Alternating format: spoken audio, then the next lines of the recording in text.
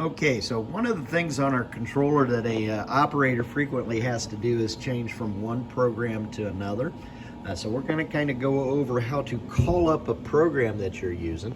Now you'll notice on my screen here that I am currently in my position page. So I want you to stop and think about if we wanted to change the program or see what the program is, which key would we be looking at? If you remember, so this PROG, that is our program key. So I'm going to press that and that will get us into our program screen. So now once I get into my program screen, in this case I'm showing program 04156. This is an alphanumeric program. This is not the program that I want. So you'll see here, I'm going to use my directory soft key. So as I take a look here, I've got my program soft key. This is my directory soft key. Remember the correlation here between our directory soft key. So I'm going to press that directory soft key. And this is a full list of the programs that are on this machine. So I'm going to start here and I'm going to call in program 01000 for a crank housing. So to do that, I go back over here to my alphanumeric keypad. We're going to type in O. Now notice, in order to do this, I have to be in edit mode. So if you're not in edit mode, you're not going to get this. So I typed in 01000. So down here I'm looking and I'm seeing that has came in on my screen, 01000. And I'm going to use the arrow down key over here. So, and I just called up the program.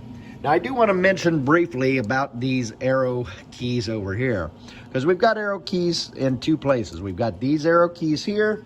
We also have these arrow keys here.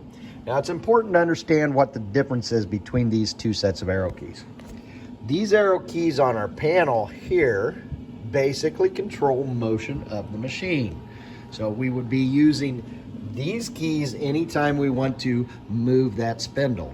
So if we're looking and wanting to move in our program or on this screen here, then that's when we would be using these arrow keys to kind of move this down. So now notice where I'm at. So if I use that arrow key down, now it will move between one line of, or one block of code to another there. And I can kind of also move over to each individual block as well. So take a look at that. Make sure that you understand the difference between these arrow keys and those arrow keys and what they do so that you don't mix those up. But this is how we call in a program. So, and once we've got the program up, we would be, and we're setting it up and ready to go, then we would just switch it into memory mode. So I'm gonna show you right now. I'm gonna take my mode down. I'm gonna switch this into memory mode. Notice how this changed. My screen changed once I got into memory. Now you'll see here I'm seeing all my absolute numbers. These absolute numbers are going to basically be the numbers from my program and all my Cartesian coordinates that are tied into the program. I've got that distance to go. Remember we talked about the distance to go coordinate system. Right here I've got G codes that are active. So at this point, I want you guys to stop and think about, so what are the G codes that are active right now? What does the GOO mean? What does G17 mean? So G90, so G80. You should know what some of these G codes are right now. Notice too down here, we have a T, an F, an S. So some of those you should start to think about and get to know what some of those are as we go through. So we'll talk more about those in class next week as well. So, and I do want to go back right now to talk about program numbers. Now, on a Fanuc control, we have the ability, the program is identified first by the letter O and then by a 4-digit number.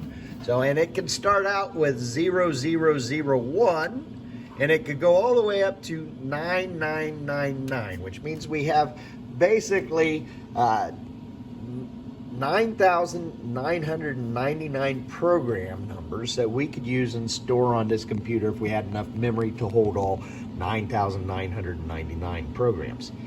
Now in reality, we don't necessarily use all of those program numbers. Some companies have certain program numbers that they keep for certain things that you would never change. or warm-up routine or some other program that they want to run for maintenance or other stuff on the machine that they would use. So you might not know and see what all those are, but we would definitely be looking at those program numbers and kind of keep those in mind as we call it in. Now, just as a refresher, let's see. I want you to stop to think now. I'm going to stop the video.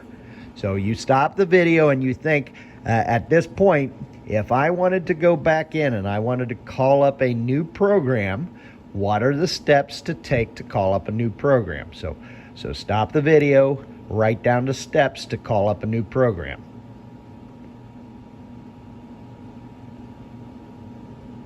All right, now that you're back, let's go through. See how well you did on those steps. So the first thing that I want to do when I go to call up a new program is I want to go into edit mode. So I'm going to go into edit mode.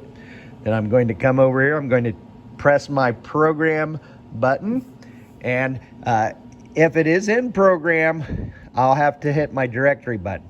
Luckily, this time it was already in the directory, but then I'm hitting my soft keys for it. So that's a quick way to help you remember how to get from one screen and change from one program to another program number using your program key in edit mode and using your soft keys to make sure you have the right screen showing